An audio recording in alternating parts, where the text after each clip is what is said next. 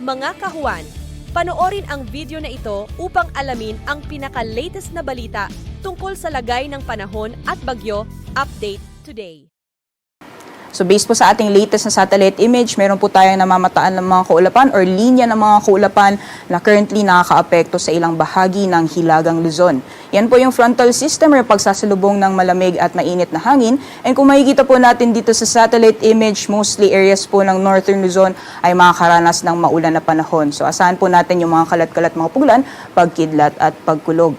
Samantalang sa nalalabing bahagi naman po ng ating bansa, although may nakikita po tayong bigla ang lumalabas ng mga kaulapan, most likely hindi po yan tatagal at possible duration niya ay nasa 30 minutes hanggang sa 2 oras. So itong mga kaulapan na po ito ay mostly mga localized thunderstorms lamang. So asahan pa rin po natin paghupa ng mga kaulapan po na yan, ay iiral po ulit yung mainit at maalinsahang panahon sa nalalabing bahagi ng ating bansa, lalong-lalo na pagdating ng tanghali.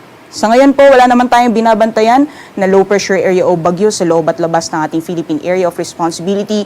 Kaya this week, asahan po natin ang magpapaulan sa malaking bahagi ng ating bansa ay yung possible southwest monsoon or pag-iral ulit ng hanging habagat later this week at posible ding makaapekto itong frontal system sa may bahagi ng Northern Luzon. Unti-unti pong bababa yung axis nitong frontal system at posible ding makaapekto sa may silangang bahagi ng Southern Luzon, partikular dyan sa may Quezon at ilang bahagi ng Bicol Region. Samantalang dahil inaasahan po natin na bahagyang lalakas po ulit yung epekto ng habagat sa mga susunod na araw, possible bago po matapos yung linggo, ay magiging mas madalas po ulit yung mga pag-ulan, lalong-lalo na dito sa may kanlurang bahagi ng ating bansa.